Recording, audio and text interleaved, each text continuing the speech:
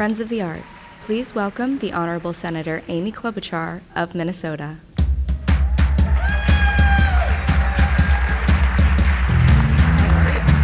Okay.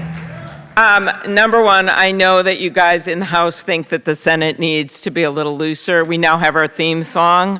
Can you picture Chuck Schumer and Mitch McConnell? I feel like busting loose. That's going to be it, man.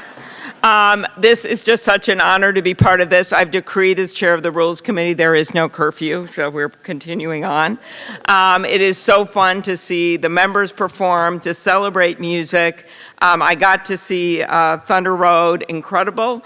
Looking forward to the last acts coming up. And I think for all of us, we know whether it was a fourth grader, true story about me, won the flutophone contest in fourth grade.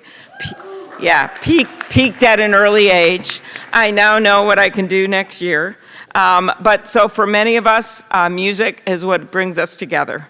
Among us, I don't know if there's anyone, being Minnesota, Prince, who has not partied like it's 1999, sung along to Closing Time, weirdly another Minnesota hit, or, as I felt like today, after negotiating with Ted Cruz, blasted Elton John's I'm Still Standing at the end of the day. So music matters. When we listen to music, we feel seen, we feel heard.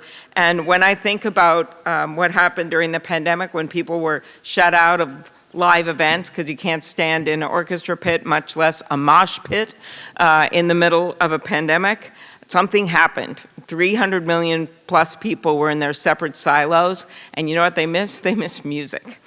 They missed seeing new bands, and they tried to make up for it with show tunes on brownstone steps or orchestras trying to make their music on Zoom. It didn't work very well.